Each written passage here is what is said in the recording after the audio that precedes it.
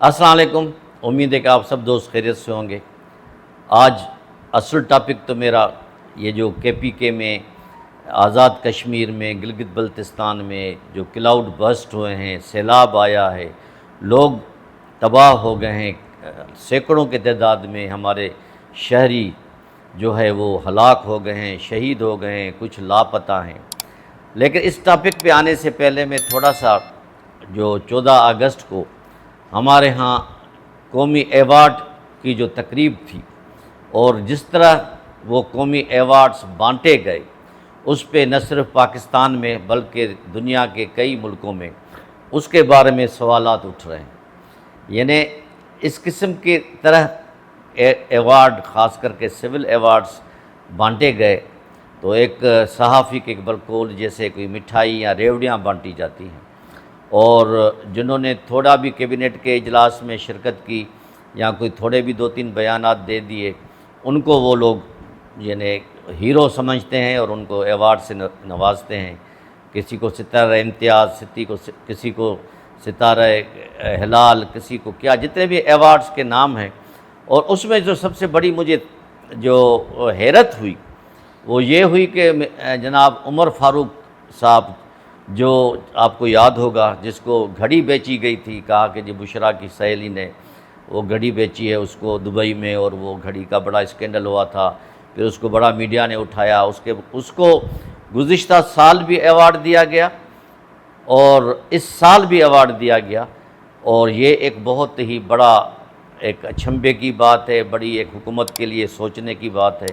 کہ کسی کی دشمنی میں، عمران خان کی دشمنی میں اس حد تک آدمی نہ جائے کہ ہمارے ایوارڈز کی بے توقیری ہو جائے، اور وہ ایوارڈز ہمارے جو کسی زمانے میں ان کے لیے ستارہ امتیاز یا ستارہ ہلال، یہ جو بڑے بڑے نام تھے، ایک بڑا ایک اعزاز سمجھا جاتا تھا، اور آج اس دفعہ تو حالت یہ ہوئی تو کچھ دوستوں نے یہ ایوارڈز لینے سے بھی انکار کر دیا یا معذرت کر دی کہ ہم نے کوئی ایسا کام نہیں کیا۔ کچھ دوستوں نے، بلوچستان کے دوستوں نے تو یہ کہہ کر نہیں آئے کہ جی ہمارے ہاں لا اینڈ آرڈر کی سچویشن بہت خراب ہے، آپ لوگوں نے کیا کیا ہے بلوچستان کے لیے۔ کچھ دوستوں نے کہا کہ ہم نے کوئی ایسا ویسا کام نہیں کیا، لیکن ہمارے کچھ صحافی بھائیوں نے وہ ایوارڈز لیے، انہوں نے اپنا کام کیا، انہوں نے اپنے آپ کو منوایا، یہ اچھے صحافی ہیں۔ لیکن ان کے ساتھ ساتھ کچھ اور دوست بھی ہیں جنہوں نے رگڑے کھائے ہیں، جنہوں نے اپنا آپ منوایا ہے، ان کو بھی ایوارڈ اگر مل جاتے تو بڑا اچھا ہوتا۔ لیکن سب سے بڑی بات، جب میں نے ایوارڈز کی تقریب دیکھ رہا تھا، کچھ میرے آنکھوں کے سامنے سے گزری، ایئر چیف مارشل ظہیر صاحب، جو سندھو صاحب جو ہیں، وہ جیسے ہی ایوان میں آئے یا جیسے ہی وہ پریزیڈنٹ آصف زرداری سے انہوں نے ایوارڈ وصول کیا، پورا حال تالیوں سے گونج اٹھا۔ اس کے بعد جو پائلٹس جنہوں نے انڈیا کے 6 یا 5 جہاز گرائے تھے وہ آئے، تو وہ بھی پورا حال تالیوں سے گونج اٹھا۔ لیکن کچھ لوگ جو سیاسی لوگ آئے یا دوسرے لوگ، جس کو ایک صحافی کے بدقول کچھ لوگوں نے ان کو درباری بھی کہا، لیکن ان کا اپنی سوچ ہے، میں اس کا کو کوٹ کر رہا ہوں، میں اپنی رائے نہیں دے رہا ہوں، کہ کہا کہ جب وہ آئے تو اس پہ پورا جو ایوان تھا، پورا حال تھا، بالکل خاموش تھا، اور کوئی تالی نہیں بجی۔ لوگوں کے چہروں سے پتہ چل گیا کہ اس ایوارڈز کی ان کے لیے کیا معنی رکھتی ہے۔ تو خیر، میری یہ گزارش ہے حکومت سے بھی اور یہ ایوارڈ بانٹنے والوں سے بھی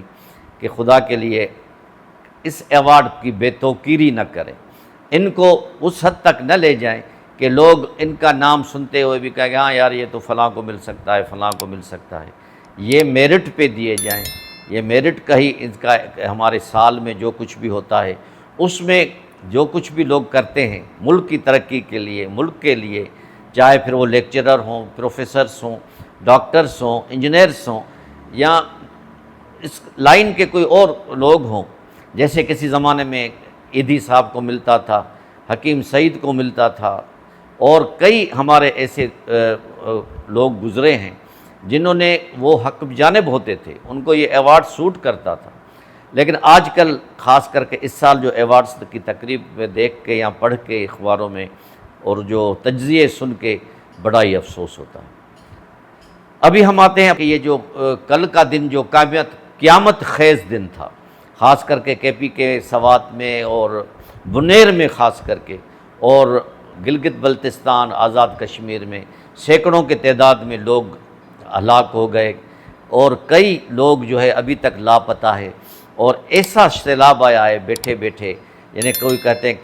کلاؤڈ برسٹ ہو گیا ہے، اور اس سے اتنی تباہی ہوئی کہ آنن فانن لوگوں کے گاؤں ملیا میٹ ہو گئے، لوگ پریشان ہو گئے کہ آخر ہمارا کیا ہوگا۔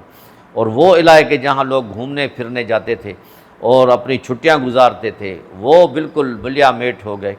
اور اس کے لیے اور دوسرے افسوس کی بات یہ بھی ہو گئی کہ چیف منسٹر صاحب کا جو ہیلی کاپٹر جو وہاں امدادی کاموں میں سرگرمیوں میں مصروف تھا، وہ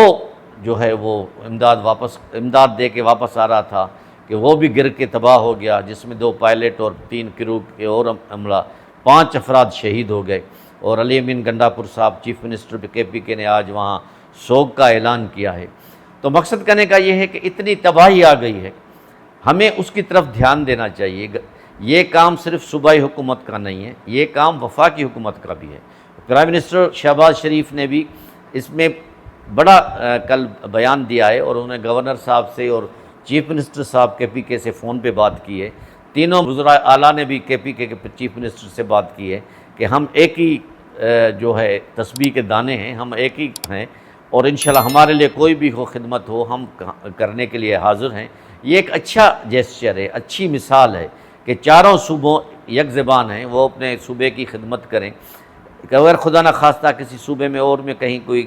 ہلکا پھلکا واقعہ یا تباہی آتی ہے تو پھر وہ ہماری مدد کریں گے۔ اسی طرح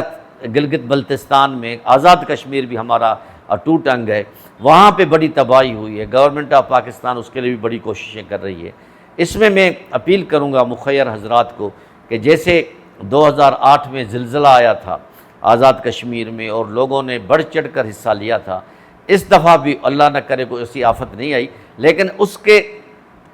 نزدیک یعنی کچھ